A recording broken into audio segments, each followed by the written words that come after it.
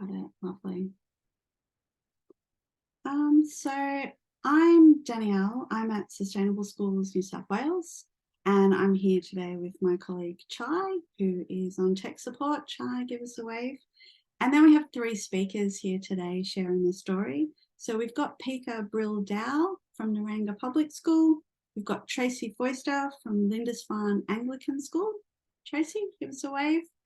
And then we've also got Beth Healy, who's Dirt Mum, who hangs out in the Blue Mountains. Our session today is a School Sustainability Stories webinar called Organic Matter, Organics Matter. And it's, because I like puns, really, I thought about it for a while. Our webinar is made possible today thanks to the support of our partners Midwaste Regional Waste Farm up in the Mid-North Coast. They have a Green Leaders program which supports environmental educators in the Mid-North Coast schools and early childhood educators. I would like to start today with by acknowledging the traditional owners of the lands on which we live, learn and work. I'm here today on Biripi country. I pay respects to elders past, present and future, and I extend that respect to any elders here present today. I love the sounds of Biripi country. Late last night, I could hear the distant rumble of the ocean and the deep bellows of a koala. And this morning it was a scratchy screech of a bowerbird. So it brings me joy.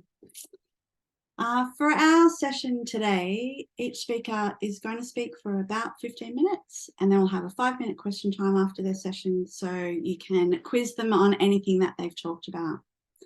I do have a small slide, so I will just share my screen. Hopefully that will all work. And okay, let's do that from the start. So that's us today. That's just the timing. So we've got Pika, Tracy and Beth, and then we'll come back to me at the end. So for those of you that don't know, some people have been here a few times, so thanks for coming back again. Sustainable Schools New South Wales is a project of Environmental Education New South Wales. So we're a not-for-profit professional association for environmental educators like you. We're the New South Wales chapter of a national organisation. So our aim is to support environmental educators from all sectors to create transformative change. At Sustainable Schools, we're interested in supporting teachers and educators to create change in their schools. We really want to amplify the good things that are happening in schools across New South Wales, sharing the message of sustainability and help sustainability educators realise that they're not alone. At Sustainable Schools, we promote a whole school approach to sustainability. So what that means is looking at sort of the interconnected elements and how they all come together. So by campus, we're looking at what's happening in your grounds and your infrastructure and your operations. It's also thinking about maybe collecting some data, setting some targets and knowing how you're tracking on those targets. There's, of course, the area of curriculum, so what's being taught in schools or taught in the classroom, but also taught outside the classroom. How are teachers looking at that cross-curricular priorities of sustainability and First Nations? And how are we encouraging student-centred action learning? So how are students actively engaged in making change? The other element, which is really important, is culture. So looking at the leadership in your schools. So what does the leadership say about sustainability? And also considering yourself to be the leaders and the role that you play in schools. Also looking at partnerships in and outside school and how do we celebrate sustainability. Let's see if my flick works. Today, so we're looking at organics, organic waste. And it's interesting because every time I say that, I'm really aware that I need to change my language. So even though it's organic waste, really what we're talking about is organic resources. And then I say that and I'm like, if you're not working in sustainability and I say organic resources, does it not really ring true? So I'm really aware that I need to change my language, but I'm not really, it's a process. I'm not quite there though. But when we're looking at organic waste or organic resources in schools and we look at your school bin, so data that I've seen from South Australia, I haven't seen a lot of New South Wales specific data, says that about 36% by the weight or 11% of your school bin is food waste. And then perhaps a third of that total is actually uneaten food. So there's a lot of organic waste going into bins that we can potentially keep out of bins. So the size of the problem's big, but I also think, there's opportunities that we have there for change. When we think about some drivers for change, at a big picture level, there are government policies both at a state and national level looking at halving food waste, going to landfill by 2030. In New South Wales, there's a new waste strategy, which is looking at source separation of organic waste. Some institutions will be captured under that, and some schools will be required to source separate. But it's really good to see that some schools are already on their way to doing that anyway. From an education perspective, the New South Wales Department has a commitment to sustainability. And if you're in Catholic schools, Laudato Si provides a framework for your sustainability action. So yes, organics is a big issue, but I feel like there's potential, there's drivers, and there's movement to change. And then I go, so what does that look like in a school? And then I go, okay, that's when I want to speak to people that are making it happen in practice. And this is how we came to here today. And that's my long slide. So I'll stop sharing. So we're going to go to Pika. Pika is our first speaker today. I met Pika virtually in one of our online webinars about greening school canteen. And then I had a chat with her and she started talking about what she's doing in the canteen. And then she started talking about all these other things. And I thought that I would really love to hear a little bit more about her story at Narranga. So Pika very generously agreed to come and talk. So Pika, I'll hand over to you. Thanks. Thank you so much. Just right while I'm sharing my screen, I'll say that we had the same finding in that we've done many audits, and in our audits we found out that a lot of the food that was going into the bin was actually whole fruit, whole sandwiches and things like that. So yeah, we've had part of the video we won't actually see it all, actually addresses that with the student population. All right, here we go. Good afternoon, everyone. Welcome to School Sustainability Stories. I would like to start, let's see if it's working. Yep. I would like to start by acknowledging that I am on Gumbaynggirr land and pay my respects to the Gumbaynggirr elders and knowledge holders past, present and emerging. Here I am. My name is Pika and I'm from Narranga Public School in Coffs Harbour. I am the sustainability leader at our school and I'm super passionate about creating a sustainable school community. Our school has about 650 students and many staff, so we can make a big impact with our sustainable initiatives. The focus today is to share practical strategies to avoid, reduce and effectively manage organic waste at school, although I'm also going to have a little chat after that about other things that we do at Narranga. The first thing, when I became sustainability leader, the first thing I implemented was redirecting our food waste from the local tip to our living classroom. When I refer to our living classroom, we have big, massive veggie garden with worm farms and chickens and things like that. Apologies, there's a big storm happening right now. Let's hope the computers stay functioning. So yeah, the first thing I implemented was redirecting our food waste from the local tip to our living classroom. The way I went about that is I spoke with my exec team and we came up with a good location for collecting the food scraps, and that has a drain and a hose. I then bought half-size green wheelie bins from Bunnings for the scraps to go to. That just makes it easier to transport to the garden and back, and also for the kids to be able to actually get their bins in there. I approached a local sign maker and created bin stickers with images from things that our kids have in their lunch boxes and things that come from the canteen, so that students could easily identify which waste goes in what bin. I then made a slideshow to share with all the students and teachers, demonstrating how to empty and clean the bins. Once the system was functioning, part of the living garden duty role was to bring the green bin contents to the chickens, worms, and subpods.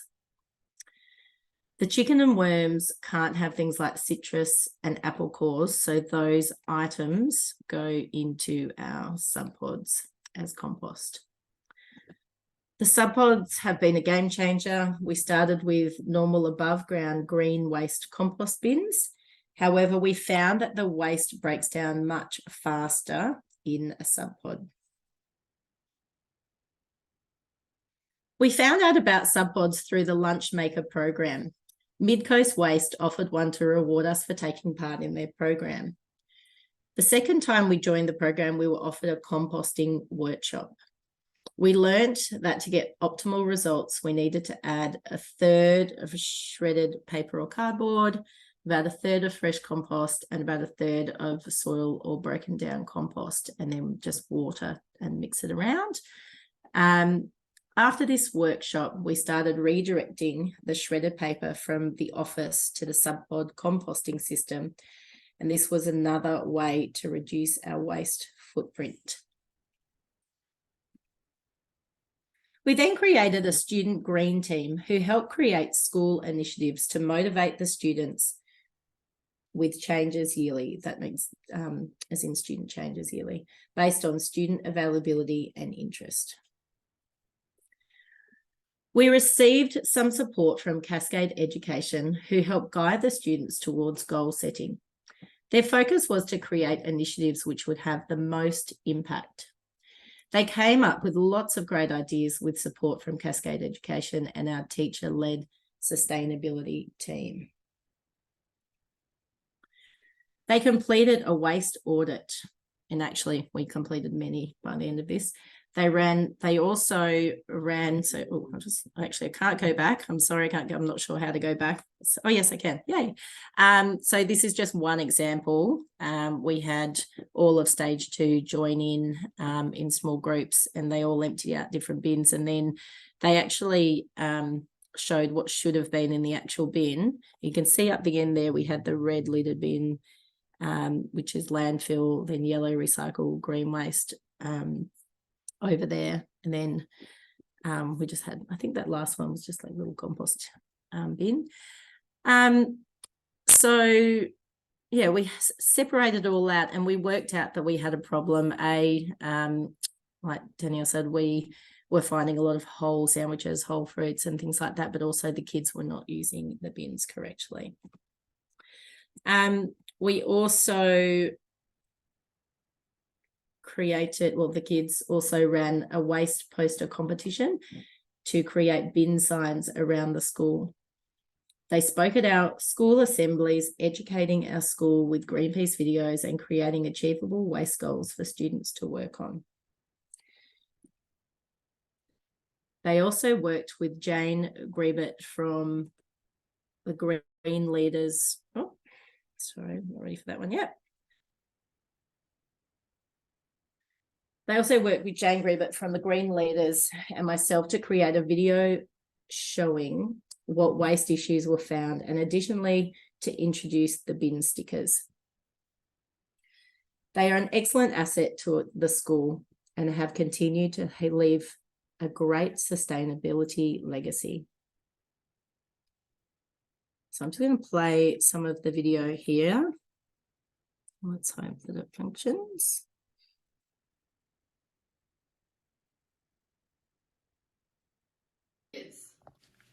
Come on everyone, let's recycle. Narranga bin stickers. Just before I play the video, I'll just give you a bit of a background. To add to this video, I ran a waste-inspired music unit for years 3 and 4. The students' learning goal was to create a song with a chorus and verses explaining how to use the bins at school.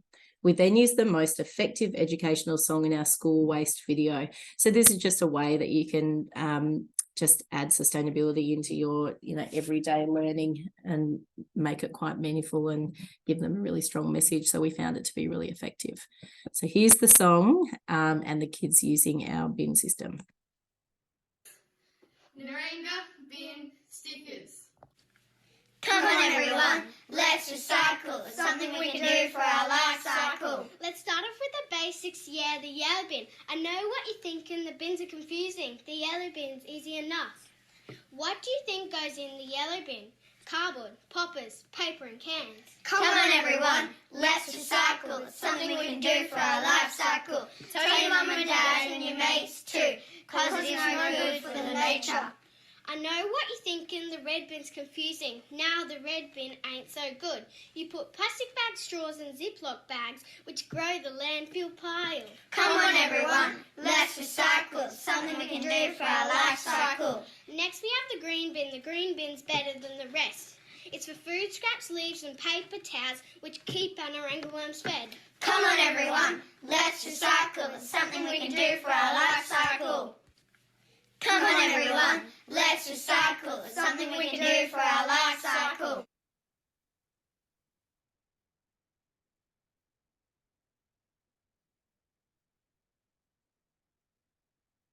Narranga, now you know what to do. Use the right bins. So that's just a section of, of that video. Let's see if I can, here we go. So that's just a section of that video. We made I think it was a 10-minute video that just followed the process of what we found in the waste audits, what the issues we found, and then showed the solutions that we came up with. And we had Jane Grebert and a few other people, environmentalists from around the area, and just helped us explain what goes in each bin.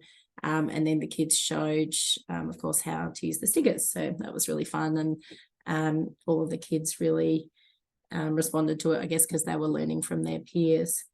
I'll now take some time to share other waste initiatives we have created at Narranga. We have been very lucky and secured a grant this year.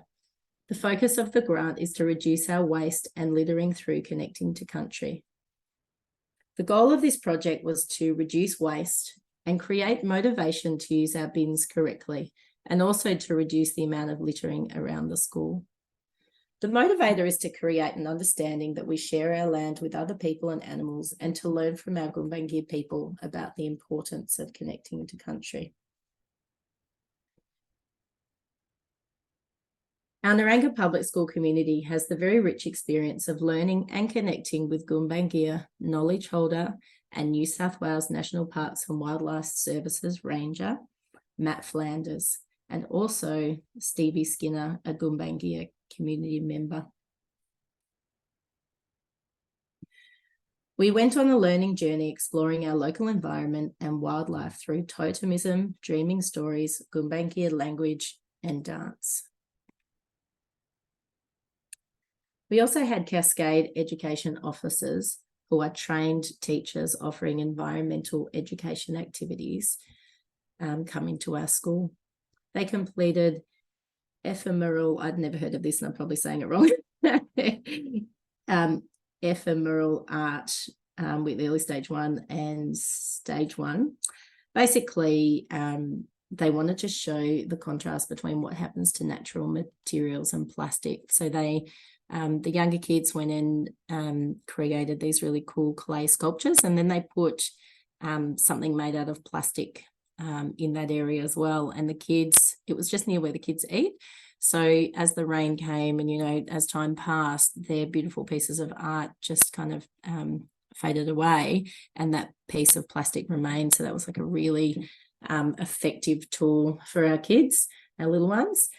And stage 2 and stage 3 completed a biodiversity water dipping experiment, which included water quality evaluation through exploring which little insects were present.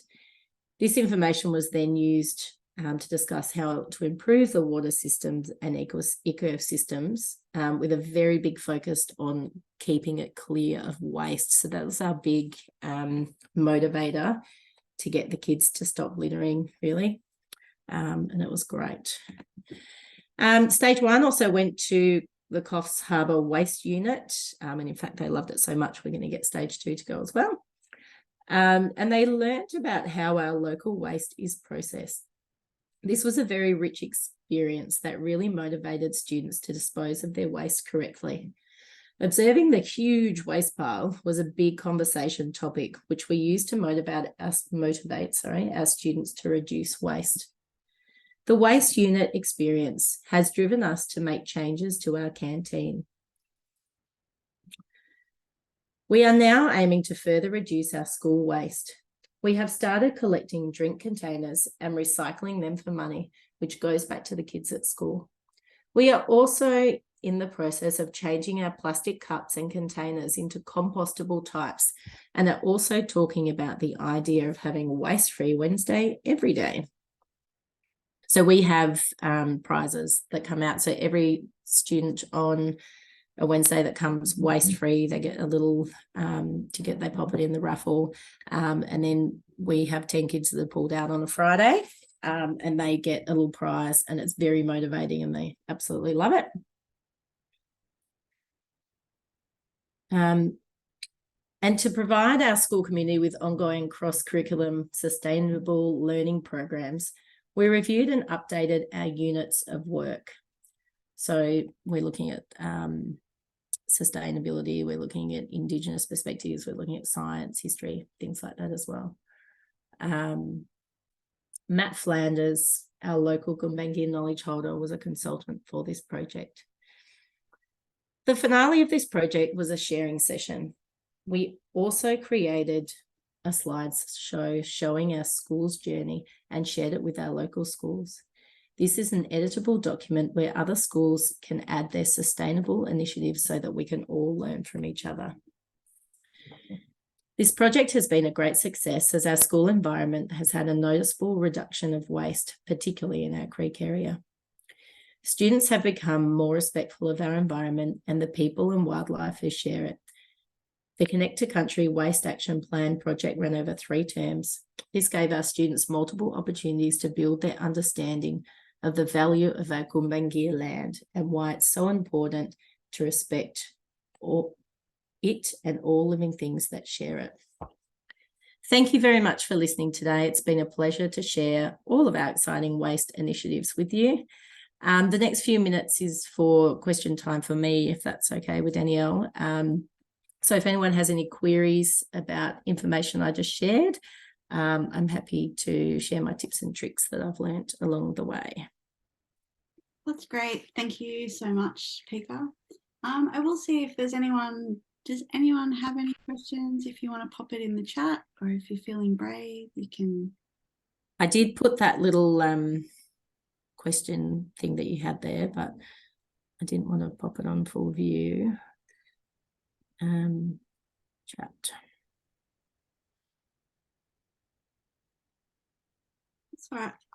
I have a couple of questions, if that's all right. If there's, I can't see any other questions at the chat at the moment. So, my question, because it looks to me like you're doing quite a lot of stuff at school. Do you have a team of people, or like it seems, you know, what's your support crew like at school? So we have a massive school, and we have teams that do all kinds of things around the school, and often we can be in lots of them, which is lots of fun. So I've got, I actually realised I haven't put it in there, but on my team, heads up Waste Free Wednesday, and so they take care of looking after that little raffle ticket, and then they go up on Friday assembly, and they go up with some of our kids that are part of the green team, and they give out those prizes. We also have another teacher that they do their Waste Free Warriors. So every day for half of lunch, they go around with the grabbers, and they've got these cool vests and their little tubs, and they go around and they pick up any rubbish that's been around the school, and then put them in the correct bins. I have a partner in crime in the garden, so we do alternate days, and he's pretty amazing in there. I've had the little munchkins, I've got kindies, and he's got year sixes, so you know, if things need to get done, he'll often just come down and with his big crew of kids, and they get stuff done. But the garden's open every lunch, so we have like up to 40 kids in there every lunch, and it's just, whoever feels like coming on that day. We Mm. also use it for a social skills place as well if kids need some support. They're not doing well at lunchtime or things like that, so they'll come down. So it's a team effort. And then, of course, timetabling for an absolutely huge school, when we have events, incursions usually, we share the responsibility of timetabling. So my DP does a lot of, she's pretty amazing at that type of thing. So she will coordinate millions of classes and, make sure that it works for everyone. Yeah.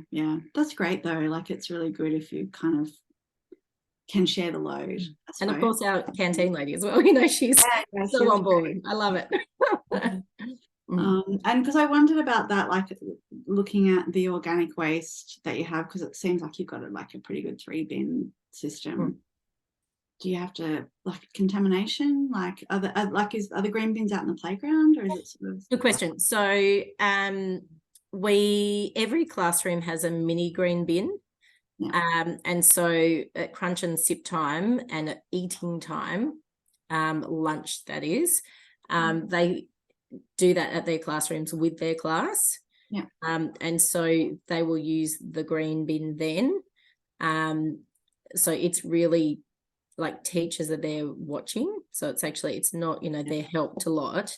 That said, we've got a lot of kids that don't have a lot of English, kids that signing and things like that, and so that's where the stickers have been super helpful. I have kids all the time, even if they're fresh off the boat from another country, and they're just looking, they come up to the bins and they're looking at all the stickers, and it's really cool. So I've really liked that. I stole that idea from Noosa. When I went there, I saw their bins have all got all these great pictures all over them, and having the pictures that are relevant to school as well. They're amazing, so good. And so then every class has a bin monitor.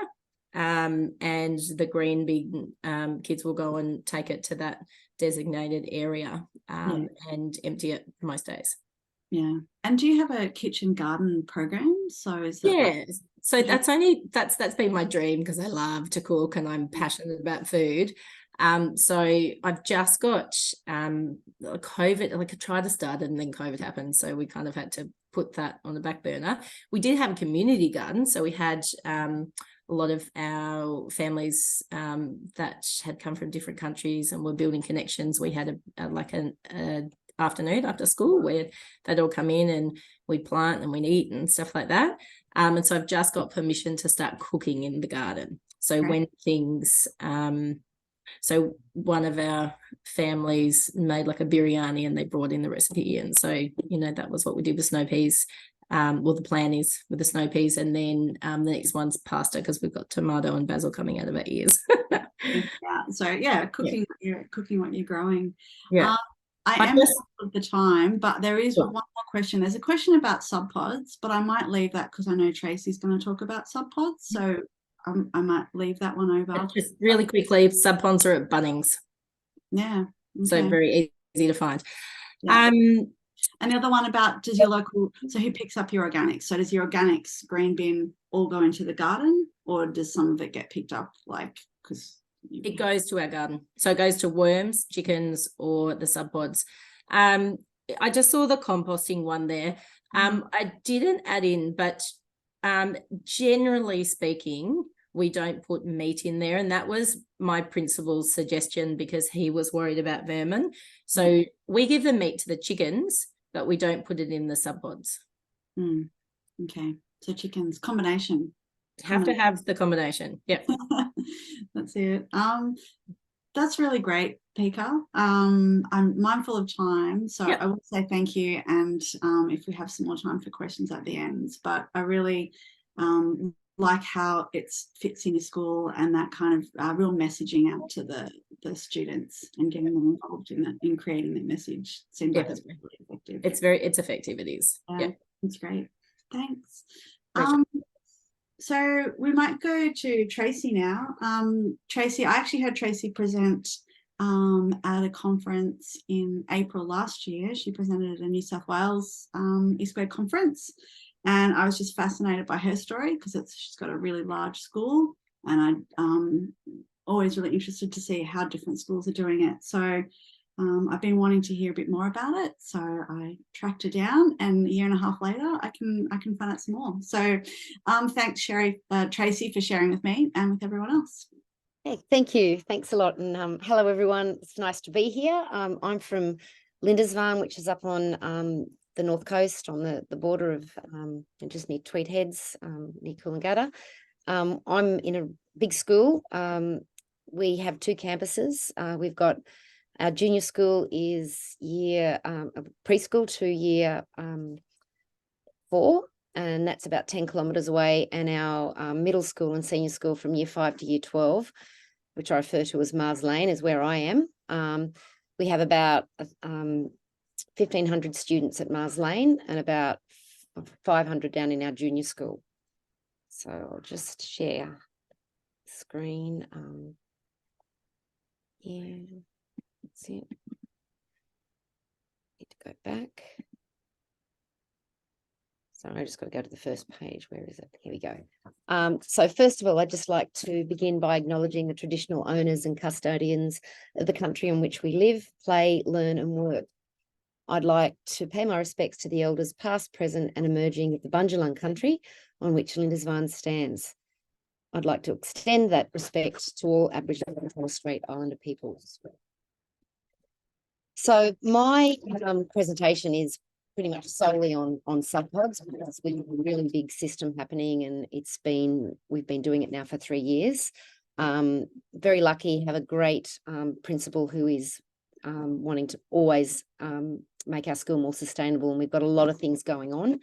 But my focus is diverting our organic waste from landfill into the subpods. So I thought I'd just start with a video, and the subpod company actually created this video because we are the biggest. We've got the biggest number of subpods pretty much in any school. They think in any school or composting systems in the world.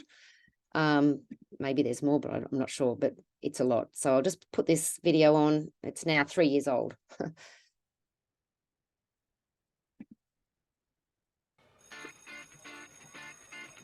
Hi, we're from Lindisfarne and we're really excited because our worms have arrived.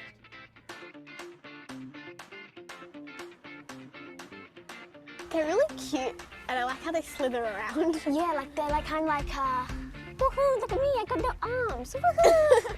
The big driver behind this project really has been the fact that our school is really looking to be more sustainable.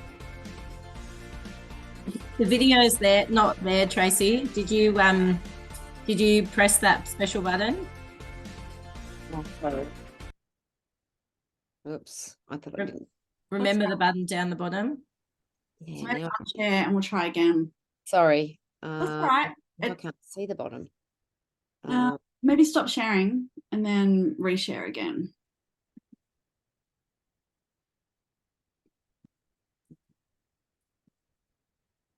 Yeah, it's there. And last time your video popped up in another program. All right, yeah, okay, I'll go to that one. Go that way. Sorry. It's all right.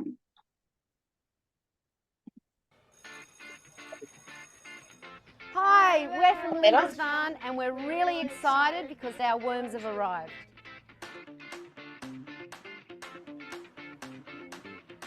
They're really cute Sorry, and I Trace. like how they slither around. Yeah, like So do you want me to just forget it?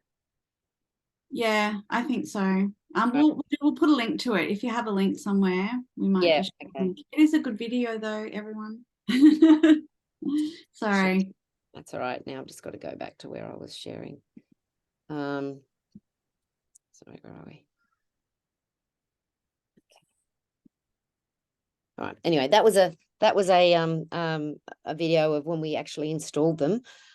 So it all began. We came across a grant from the EPA, and it was under their bin trim system, and we had to begin with a waste audit. We had someone from the EPA come in and just have a look at what we were doing and provided us with an action plan. So we got all of the year 6 students. So we had 4 classes back then, and we did a waste audit. and we're able to put the different types of waste into each category and work out how much we were producing each week, each month, and each school year. And we came, and our focus for this grant was organic waste. So calculations were made, and then we worked out how much organic waste we were generating, and we came up with just over 10 tonnes. I know it says on the video 13 tonnes. I'm not sure where they got that from, but it was somewhere between 10 and 13 tonnes a year was going to landfill. The Bin Trin grant was a grant that offered 50% funding for a project that would reduce organic waste from landfill. So we were lucky enough to have the support from our PNF to pay the other 50%. So as you know already a little bit from Pika's presentation, it's the SubPod is a worm composting system. We found this system appealing over other systems because it can be attractively embedded within gardens. They are vermin and odor proof, which is really fantastic. You can get little slugs and things like that, occasionally a cockroach, but nothing else. We've never had anything else in there. Amazingly, they don't smell. We put a lot of coffee grounds in, so often you'll open them and you'll smell coffee rather than anything else. And really the smell is more of just an earthy smell. Lindisfarne, the other really good thing is they've been put in, key locations around the school. So they also double up as seating. So you often see the kids sitting on them in the gardens, and behind them I always make sure that we've got food that can be picked, like always those cherry tomatoes, snow peas and that sort of thing. So you'll often see the kids sitting there picking the food straight from the gardens. Lindisfarne already had a really well-established community garden, and we knew that this was going to also benefit those gardens to provide, to naturally fertilise and enrich the soil. So the SubPod's made of hard plastic, and it's got holes in the underground panels, which the worms can move freely from within the SubPod to the surrounding garden soil and back again. So this enables a natural fertilisation of the soil and the ability of the worms to leave the SubPod if anything's added that they don't like. As Pika said, I don't put meat in there. I also don't put dairy or bread.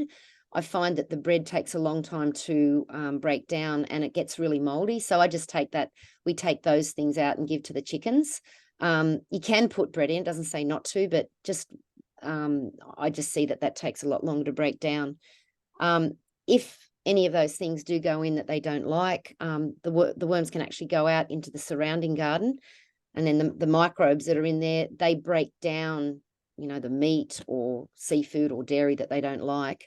And then when that's neutralized, the worms can come back in and then break that food down. So it's not disastrous if things go in there that they don't like, and that they wouldn't normally like onions, but I don't take onions out. I don't take any citrus out.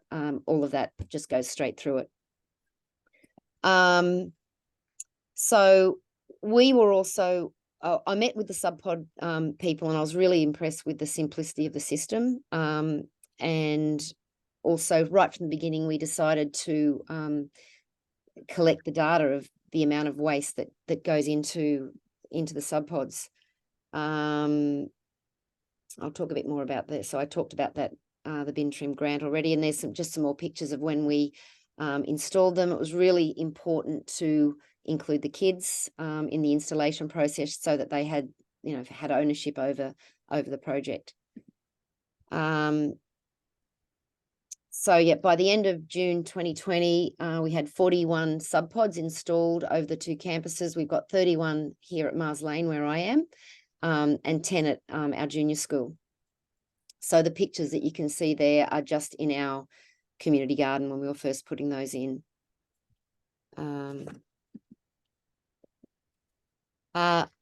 Initially, Tweed Shire Council donated 200 compost caddies, and I've got those up there in the pictures of those on the left-hand side, and they were put next to all of our garbage bins.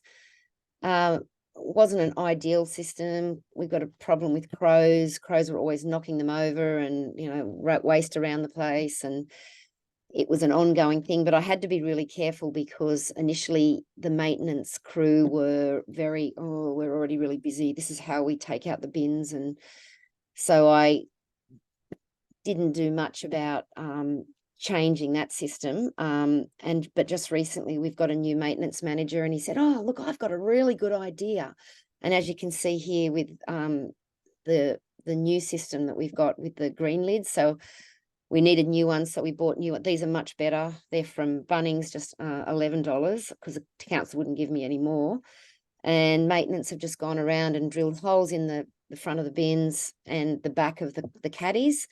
They now sit at the front of each of the bins, and the crows can't get into them. I don't have anything spilling around the place, and the kids have actually got to put their hand across the bin to miss the caddy. So I'm finding we're getting a lot more waste. It's much more difficult where I am because I've got high school kids and they're really lazy. So if they've got to walk very far to put things in, like organic waste in a bin, they won't do it. It's been more successful down in our junior school because it's easier to to motivate them, and rewards. The bigger kids, just you got to have really big rewards for them to be motivated. But because we're now into our 3rd year, we've got students coming up from the junior school. Our year 5s and 6s have always been very heavily involved. So the first group of kids that were involved in installing the sub pods are now in year 9. So as they're moving through the school, we are getting, awareness is improving, and we're getting more of the waste. Still, a lot of it is still going into the bins, and it's a constant thing to have to, keep it at the front of their minds. I'm involved with, I teach year 6, but I also am involved with year 9 and their service learning. So I see those kids again when they're in year 9, and then, go through the whole process of the sub pods again. Next year, I'm actually jumping ship and I'm introducing agriculture as a subject, and I'll be teaching year 10 and year 9, which will be great. I'll still have some time with year 6. So being spread over the more years of the school will help that. The collection of the organic waste, I've got a team of year 6 students that go around after lunch every day, and they empty the caddies into the I think back here, these organic waste bins. They're 20-litre tubs. A 20-litre tub, when it's full, weighs about 10 kilos. So that's how we keep an estimation of how much waste is going into the sub pods, because we just record the number of full bins that tubs that we've put into the sub pods, and we've just got a spreadsheet going. And so far we have diverted more than 9 tons of organic waste from landfill. So that's a good result, but I know that we've probably still double that has gone into landfill. So it's an ongoing system. Caring for the worms, they need nitrogen, and they get that from the organic waste. The carbon comes from the shredded paper that from our admin. They just send me their shredded paper, or I also get the sawdust from our wood tech department. So they keep me a wheelie bin full of sawdust. So I just go between the two. And they need to be aerated. We aerate them before we feed them. They're probably fed 3 times a week. Aerating just keeps the whole system aerobic. Also, it breaks up the soil and makes sure that it's light and fluffy, and it's easy for the worms to move around. Okay.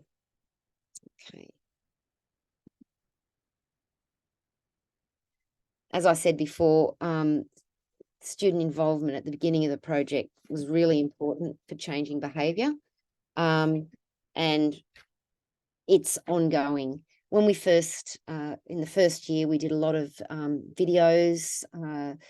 We have like big TV screens in every room, and the screensaver was some sort of was information about composting, reminding kids to put their organic waste in the caddies. We had newsletter items, assembly. I got up on this assembly a couple of times in a green garbage bag so that they would listen to me. And teachers also walked around with the caddies initially just so the kids knew what they were doing. But it's pretty good now. You walk around, and now that we have the caddies the way hanging from the front of the bins, a lot more is going into those caddies, and then we then capture it.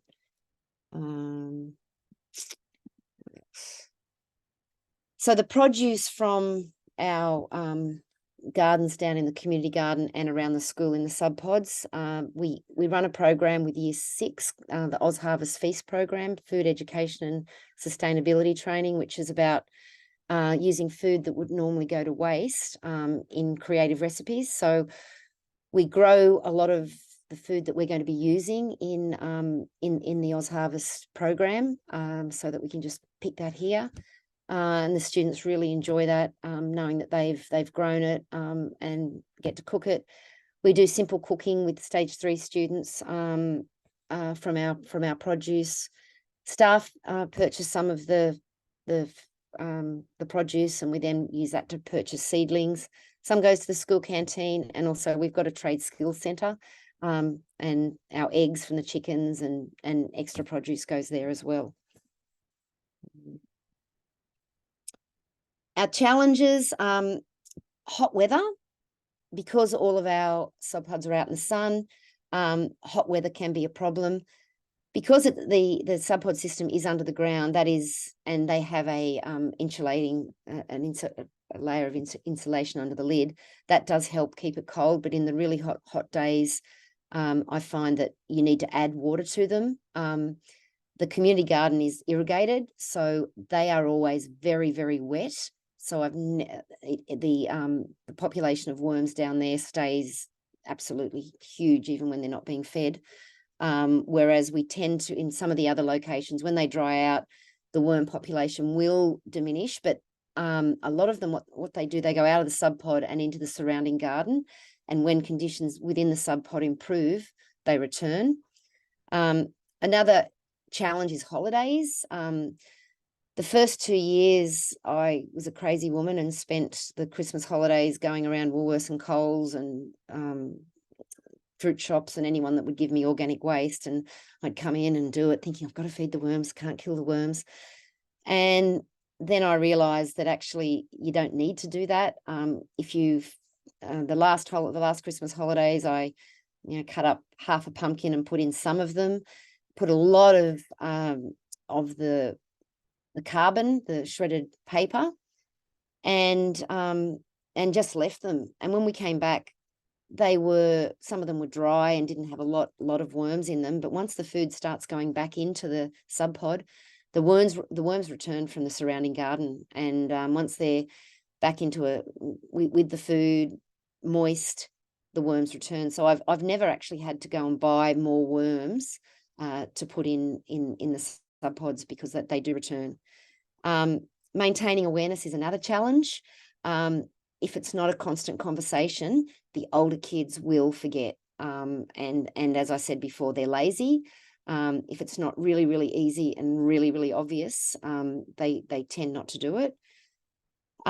Daily collection, I've got to be behind the kids all the time to make sure that they do collect each day, and make sure that if someone's away, someone else in that team gets more helpers. It's running pretty smoothly this year. This year's the best year. The biggest problem is on a Friday if I'm not here, because Fridays are big days. I make sure that there's nothing left around in any of the caddies, that all the tubs have been emptied into the sub pods, and that everything's been washed. Because one of the other things with hot weather, that's when there's more flies and you can get maggots. Maggots can go into the sub pods. It doesn't matter. It just doesn't look nice. And the kids then start to go, oh, that's gross, and don't want to have anything to do with it. So in that hotter time, it's a problem. I need a better I'd like to have some of the support that Pika has. I get lots of people say, oh yeah, let me know if you need any help. But quite often those offers end up being hollow. So I do need to make a better job of making myself less important in the whole system, because yeah, as I said before, if I'm not here on a Friday, it's hard to find reliable kids that will do the right thing. I tend to get them to then go and just give whatever they collect on a Friday to the chickens, because it just becomes a little bit more difficult if they're not being supervised with the sub pods. And as I said, adult volunteers or other teachers that would help me so that it runs smoothly. I think that's it. Yeah. So thanks for listening. If anyone has any questions, I'm happy to answer any of them. Great, Tracy. Thank you so much for sharing. We did have a couple of questions in the chat, so I might just go to them.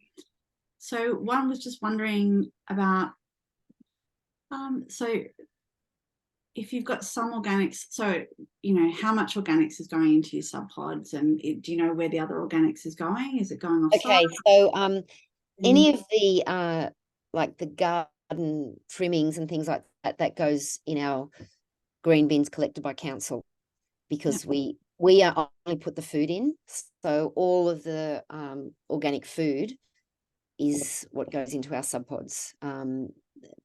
Putting grass clippings and things like that in just would fill them up too quickly. Oh, one thing that we have done that I forgot to mention, we have harvested the soil last year through the ones the ones that are working the best are the ones that are always very, very wet down in our community garden. So what we did, we just emptied the soil out in front on cardboard, and we heaped it up, and the worms go to the bottom of the soil because they don't like the light. So we just, over a couple of hours, would scrape the soil off and put it back into the vegetable gardens.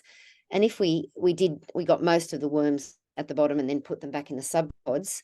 But if we didn't get all the worms out, it didn't matter, because they were going back into the gardens anyway, and they would find their way back into the sub pods. But yeah, it's only food that goes into our sub pods. Oh, and the carbon, which is the shredded paper. And I don't measure it. We just go, you know, in handfuls and mix it up and look and see how much food's in there. If I open a sub pod and there's still a lot of food, then I won't put it in, or I put it in the other side, because we've got the double ones. So there's two sides. And so we feed those alternatively so that the worms move in and out through them. Yeah. So I think you can manage it. Yeah. And someone did ask about how many worms go into the sub pod initially. Did you get worms with the sub pod? Yes, we did. Handful in each. How long's a piece of string? Yeah. So, and then they just multiply. So, and I think also that the eggs, they lay eggs, and the eggs lay dormant for a while, and then when the conditions are right, they hatch. Yeah. That's right. I am mindful of time. I feel like I could just ask you heaps of questions about sub pods, but what I might do, I'm mindful of time. So thank you so much, Tracy, for sharing. If people have some more questions, I'm sure we can come back, or we can direct them at a later stage. But thanks so much. It's pretty fascinating. So it's pretty. We now have Beth Healy, who, where's my story about Beth? I came across Beth, maybe I was on Facebook, maybe I was doing that thing where you are on Facebook looking at environment stuff when you should be doing something else. And then I came across Beth's story, and I think it was in relation to your, you'd have your school garden as one of the open gardens for the Blue Mountains. So I reached out to you last year, and she was in one of our Sustainable Schools newsletter, and then we had a bit of a chat, so I was really keen for her to share her reflections about her work in Blue Mountains schools that she's working with. So thanks, Beth. Hi, thank you so much for having me. Yes, I love all these connections, and I have really enjoyed listening to all the stories and all these ideas, and I'm trying to be respectful on camera, but I'm busy writing notes, so I look forward to watching the replay as well and taking some more notes. So firstly, I'm here in the Blue Mountains, and I would like to pay my respects to the Darug and Gunnedah people and the traditional custodians of the land in which we meet today, where I live and I work. I would like to pay respect to the elders, past, present, and emerging, and any Aboriginal and Torres Strait Islanders that are here today. And with my deepest gratitude, thank you for caring for our land. So I have, and Danielle, do you mind sharing my screen? That would be great. Thank you.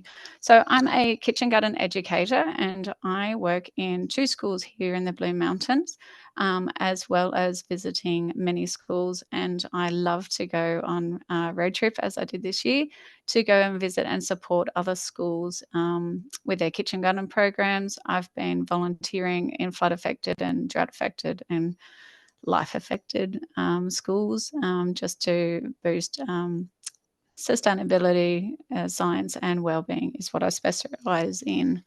So I run 2 programs in science for one school and wellbeing for another. Sustainability is the core, and it is what I do, it's what I love, what I'm passionate about, and how I raise my children. So today I'd like to talk to you about some of the problems that we have in schools, because composting at home, composting in a community garden is very different to composting and looking after our organic waste on school grounds. I'm only at school 1 day a week, so my experience is quite different. As an educator, I'm not a teacher. I'm not here 5 days a week. I don't have duties. So I'll go to the next slide with what's your problem? Sorry, the 3 big 3. So problems, solutions, and the dream. So problems, what's your problem? And it's something that we ask our kids. It's something that we have conversations with other people. On the next slide is identifying what your problem is. We're discovering how we can fix it and how we can overcome our problems is really important. The communication, but also before we start, we need to know, do we have pests? Are we time poor? Is there a smell issue? Still lack of time and lack of effort. So you need to do your research, do your homework, talk to other people, come to meetings like this today. I help with the Blue Mountain Sustainable Schools Network. A friend and I both had 2 different networks going, and we were divided and just with our time and energy. So we work together to meet and visit other local schools so we can talk about our problems, not in a negative way, but by acknowledging our problems. We write them down, we brainstorm, we collaborate, and we can move forward. So it's really important when you are doing waste audits or when you're talking about sustainability in school, like a lot of things, that you know what you're up against. So today I'm going to talk to you about the rotten and stinky facts. So food waste, the quantity and the cost of it. So on the next slide is food waste. We have 7.6 tonne of food waste wasted each year. 70% of it is perfectly edible, and it is costing Australians $36.6 billion per year. And these facts are there in the slideshow that you'll be able to, I'm happy to share the links. These are not just numbers. I do love numbers, I do love maths, and I do love engaging the students in every subject at school. But maths and English and art and music, we can talk about all of that with their problems and solutions in the garden. 10%, so up to 10% of global greenhouse gases comes from food that has been produced and yet not eaten. It could be those sandwiches wrapped in plastic or in foil that are thrown into the bin. Whether it's compost bin, it's still being wasted. You've also got the bananas and the whole apples and mandarins. So we like to go through each bin and have a look at what we're dealing with. Over 25 million hectares of land is wasted to grow food that is not eaten. Now, when I went on I went up to Lightning Ridge from the Blue Mountains out west. Lightning Ridge, went to a lot of farming areas and agriculture, and I was teaching the farmers and the farmers' kids all about how to grow and how to compost and the benefits of it, because They are growing food that is just wasted. Unfortunately, here in the city, we are quite lucky for choice, and we are less mindful of our food and where it goes. The demand for food, though, is higher than ever, and Oz Harvest, their report has acknowledged that there is a 73% increase in the demand in the last 6 months. And working in communities, and my mum works with communities, and I do with emergency food relays as well, we have seen this firsthand, how people are lacking not just the staples, but ability to purchase fresh produce. Unfortunately, they cannot keep up with the demand. And the question is why? Why are people wasting food when others simply don't have access to it? And why are you wasting bananas that cost $1.79 is a big question that we ask here at school. So there's some of the problems. But I like to try and put a positive spin on things. So let's go to some solutions. As I teach science, as I tell my students, let's take the scientific approach to problems. Let's observe. Let's have a look. Let's see what's going on. Let's have a look in the bins. Let's have a look at what's happening in the playground. Let's have a look at what's going on in the classroom with crunch and sip. Let's have a look around. Let's investigate. Let's get those tongs out and gloves, and let's go through those bins. Let's smell those disgusting, rotting smells and get over it. And this is your rubbish. This is your waste. You have a choice. This is up to you. Then we experiment. We're like, okay, so we've got some bananas. We've got some banana peels. Could we throw them to the chickens? Could we bury them? Could we put them in water? What can we do with our waste before it goes into the compost bin? And document. I mean, I'm pretty terrible at keeping up with my paperwork, but I'm onto it. But I do love photography, and I take photos, and I do my blog and my journal, and I do write notes and documenting. I get the students to write in their science books every week and their wellbeing journals, and to document what we've discovered, what we've found, so that they are involved as well. My advice is to take on one problem at a time. There is a lot of challenges with dealing with organic waste in schools, as like everything in life, you have to deal with the rotten stuff. So let's take it one step at a time. I cannot do this alone. None of us can. I'm one person. I'm one day trying to make a difference. But while I am only able to do a small amount, that small amount can make a big difference, but it takes a team. It is everybody's issue. There is no I in team, and we need to do this as a whole community, not just the school, not just your class, but we as a whole need to make the next step. So how are we going to do that? We start with waste audits. So I'm now doing war on waste audits at schools, and I'm visiting as a pop-in, and these are some of our findings. So we have a green warrior team here at one of our school and a green team at another school, and our green warriors empty the bins every week. What they do is they tip it out onto a garden, and they tip it out so that we can hose it all off later. We separate. We do have our recycle for return and earn bins. Sometimes kids forget to read the signs and look and even observe the different colour bin, and you find things in the wrong bin. So we sort it out, and we like to do a waste audit to see how much whole fruit and veg and apples and sandwiches and tins of tuna that we find in the bins. And I'm actually going to be doing a name and shame which classroom has the most amount of food, just to make people aware, especially the teachers. Then they didn't realize, oh, I didn't know we had a green bin outside our classroom all year. So power of observation is very important. And I think this is how Danielle found me. She liked my war on waste when I said that I ate a banana straight out of the compost bin in front of kids and staff at assembly, and said, check it out, I'm eating your waste. And they were mortified. I'd like to do it today, but I don't think I will be that brave today. So the important questions: who are we going to get involved? It needs to be the students, the teachers, the parents, community members, principals, executive PNC. We need everybody on this. It is not just what I can do, it's what we can do to make a difference. What is your clear goal to work towards? For me, I have big dreams. I have low energy and little time. So what am I going to focus on right now? I have only got maybe 6-7 weeks left of term, and I need to make a difference now and plan for next term. But where are we going to focus? Are we going to focus on infants playground? Are we going to focus on the staff room or the canteen? Are we going to focus on primary? We need to focus on the location of the bins. Are they working?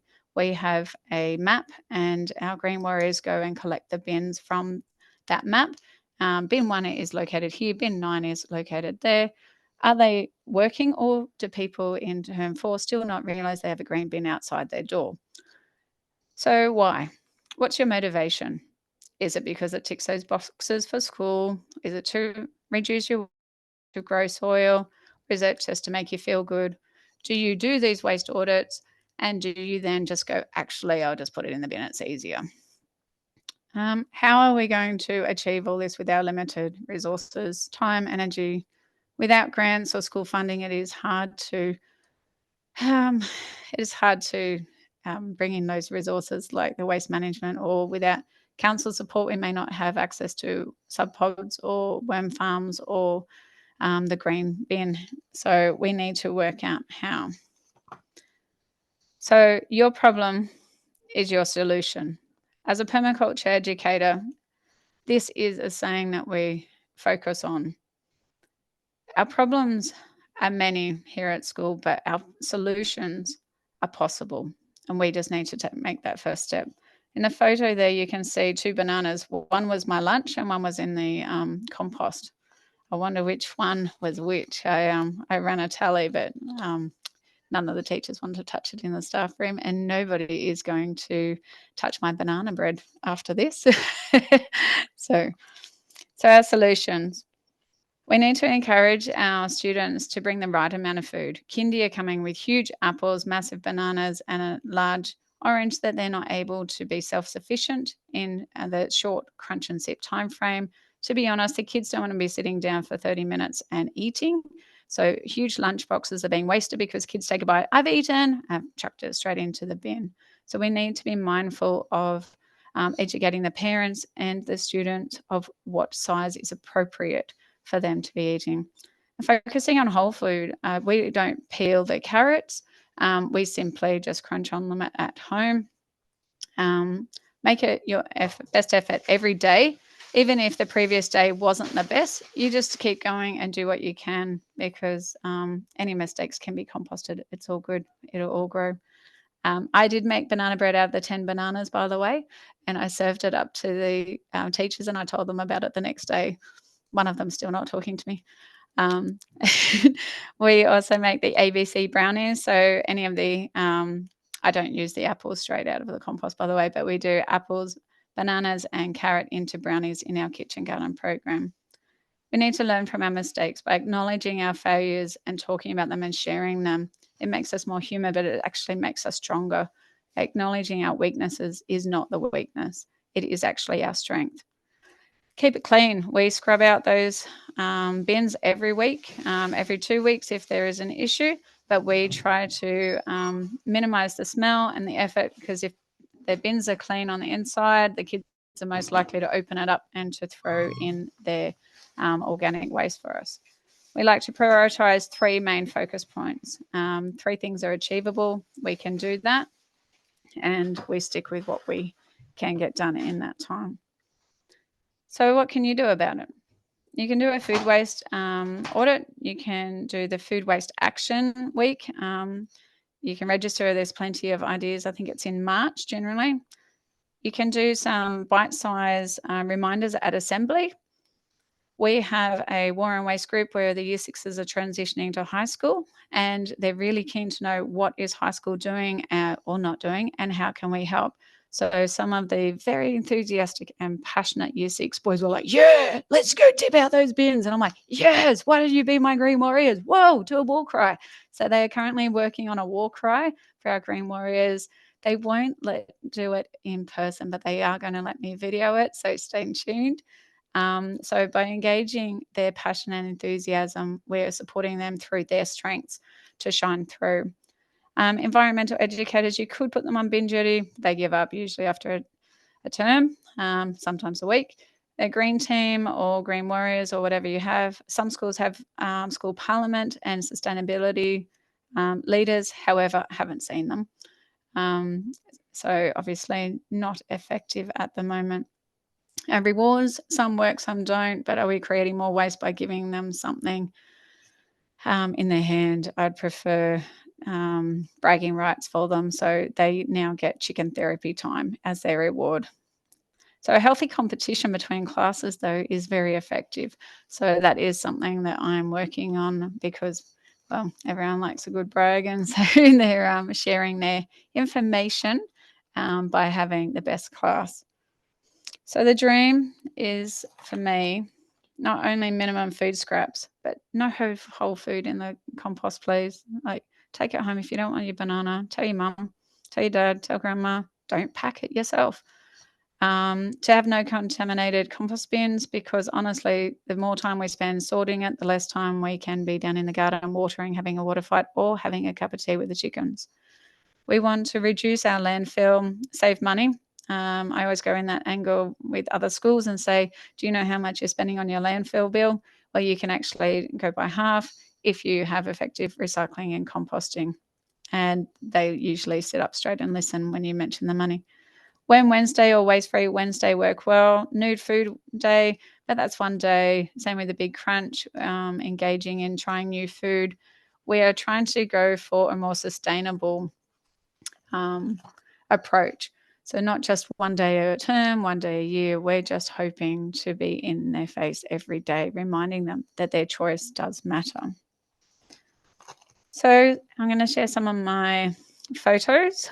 This is one of the systems that we have at one of the schools, and we have a similar one. Unfortunately, the weather is not kind to us today. I can't take you down to see it live, but both schools have 4-bay compost systems. Up until the weekend, it was usable, but it wasn't very functional, simply because it was too hard to maintain. So we've taken out all the weeds, and we've got 2 bays completely full of beautiful weed-free compost ready for the new garden beds. And we have started our lasagna layering and teaching the classes. We're training kindy up. Then we've got some worm farms at some other schools I visited. Worm farms don't work well for me because it's too hot where I am. So what I do is I actually bury them like a sub pod in the school holidays. So I simply bury those worms, and then they come back usually when we start putting food in. So worm farming works, but it's not my most effective in schools for me because I'm 1 day a week, so I can't manage it. My favorite, however, is my friend has these systems, the beautiful big black bins that are quite common, affordable, council give them away, and very cheap at Bunnings. And my friend put some mesh at the very bottom of them to keep out any vermin, and has pegged them down. I suggested a coloured lid system. So she has one that is green and the others are painted red. So we are going to be implementing that system at the schools as well. So green is go, red is no, as to which bin you fill up. We also collect all the autumn leaves so that we can have a ready supply of browns as well as shredded paper. And we get our wonderful SLSOs to bring down the shredded paper so that we can keep adding to it. It's been spoken about a lot today, and I'm very, very pleased about it. In situ composting subpods is one brand of them. It is a fantastic system. It is easy, it's efficient, and it happens in place. I really love these designs. I make them myself as well out of buckets, and the kids and I bury them as worm hotels as well. So they are a very effective system, easy care and low smell if you do the proper recipe inside.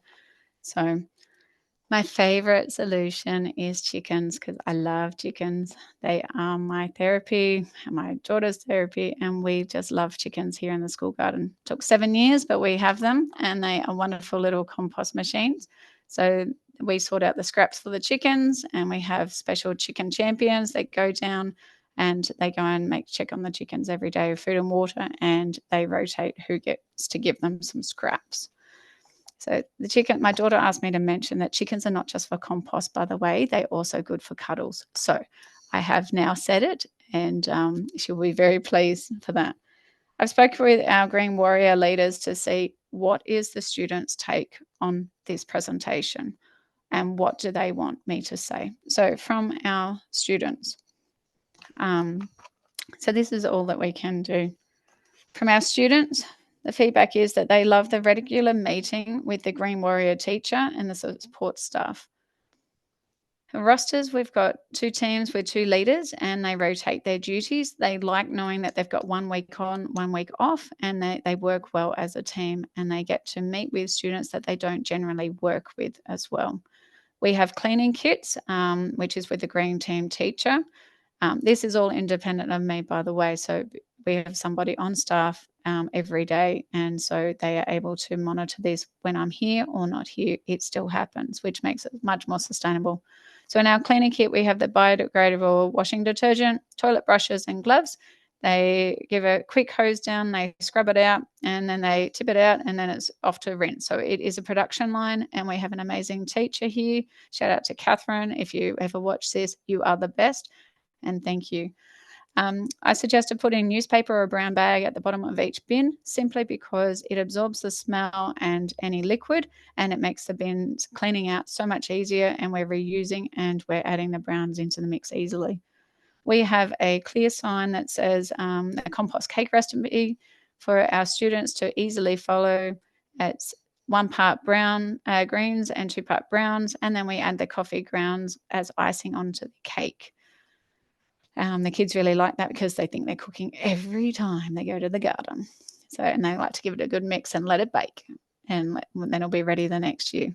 We like to sort, and they like to sort the rubbish. They love getting their hands dirty. I don't know why. They love the tongs and the gloves, and off they go. They love the privilege of going down to the garden, to the compost bays, to what goes to the chickens. Okay, the chickens can't have this, but it's too moldy. Let's put it in the compost, and which goes to the return and earn. So all the return and earn goes straight to the cooking program, and I haven't had to request for school funds for the 3 years that I've been here, thanks to the return and earn project. We don't earn a lot, but if we don't have a lot of food, the kids ask, why don't we have enough salad, miss? And I said, well, that's easy. You haven't been recycling. So I haven't had a problem since the year 6s complained. The Green Warriors would like to present a wish list. So they would like to have more meetings with other schools in the local area, an environmental club where they can have a competition, healthy competition between schools, and they want to do more than just scrub the bins. If it is done quickly and effectively by the whole school, then they won't spend their entire lunch break every week scrubbing a bin, but they will actually get to go down to the garden and spend more time with the chickens.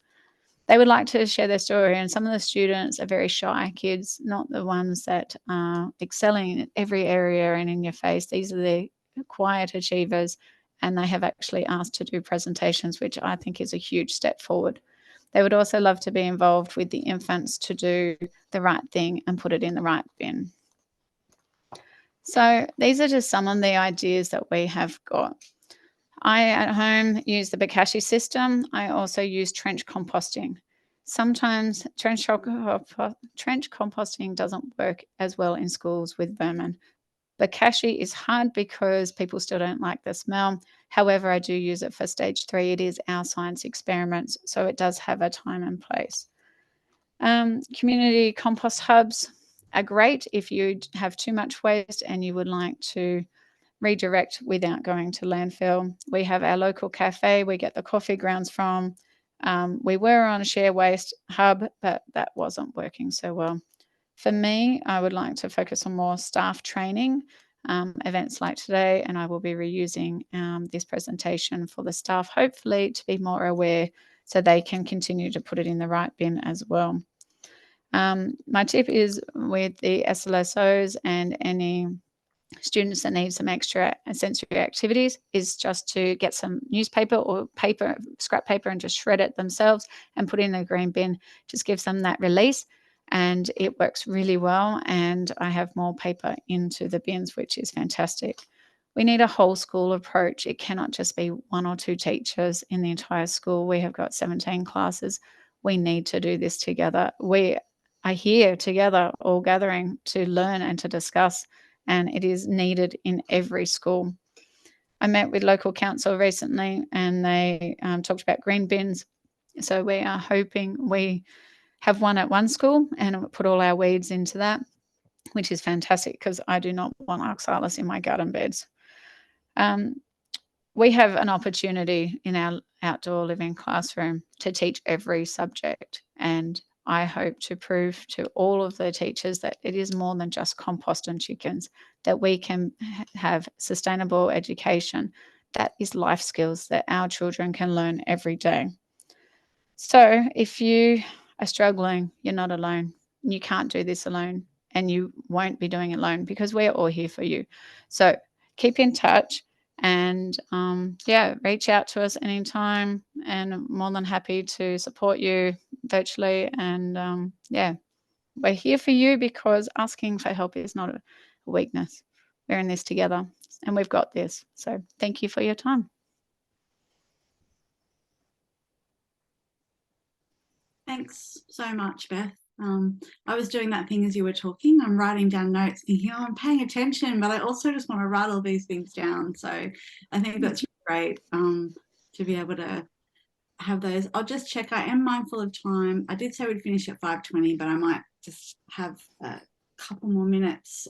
If people do need to go, that's fine. But if there was any questions for Beth, maybe put it down there. Perhaps not. I did like the feedback from the student group, Beth. I thought that was really good as well. It's really good to be able to, and I think that's something that's come through on everyone, is how you're engaging, which is, it's obvious. It's at school. It's their place, you know. But yeah, that idea of doing it in a partnership with everyone is really fabulous. Yeah, one of the feedbacks that came back as well was high school transition, and they really would like to know what's going on at the local high school. So I called and I emailed and no response. So through my the environmental network group, I was able to find someone and said, what on earth is going on in the high school? Nobody's answering. And I said, I know we're all busy, but what can we do? This is what I want. They're like, oh, thank goodness, I'm just looking motivation at the moment. I just don't know what to do or how to do it. Thank you so much for calling. Let's do this. And so I said, oh, good, because my kid's in year 6. So tag, you're it. You have them next year. So I said, I'll tell you what, I'll train them up now. And then once they get there, they're already ready to go for you. So we've actually acted on that, and it's all documented, and it's happening as of next week. Yeah, no, that's fabulous. And it is a thing, you know, that the transition to high school and also working with high school students, you know, it does seem to be a bit of a different, it's a space that people are talking about at the moment, and, you know, comes with its own set of challenges, but it's good that you're taking it on. I did have someone ask how they can get in contact with you, Beth. Are you happy for me to share your email? Yeah, so I'm happy to put my email right now into the group. So I'm Dirt Mum on Facebook and Instagram. I do have a YouTube channel, by the way, and it's got my war and waste videos and all my garden videos and things, and all my lockdown resources as well. So we use those, and I've just actually done a new series called Minute Meditation with Me for mindfulness and gratitude, which is now a really good transition video as well. So all those resources are there for everybody to share. Yeah, that's fabulous. Thanks so much. And Elizabeth was also mentioning, if you're in the Mid-North Coast areas, the Lunchmakers program is a really good program that looks at food waste avoidance. So good. That focus on you know, avoidance, as well as what are we doing with it when we've got it. I will finish up now. I just wanted to quickly share, if you don't mind, where are we?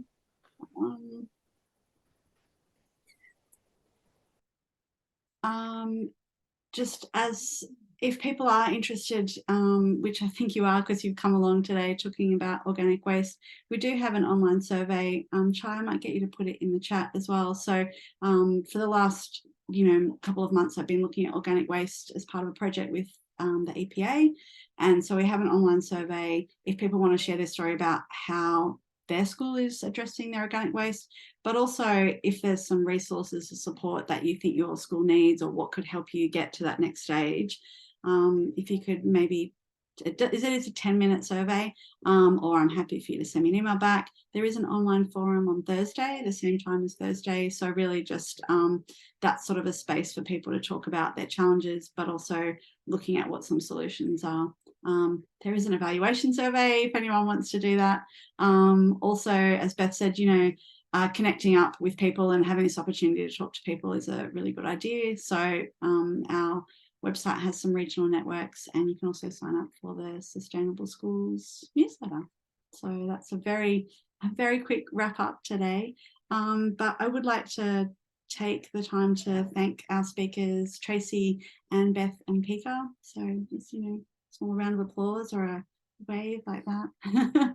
But it's been great to have your experience, have that really practical on the ground, you know, experience of how it can happen in schools. So it's encouraging. It can happen in schools. So thanks very much, everybody.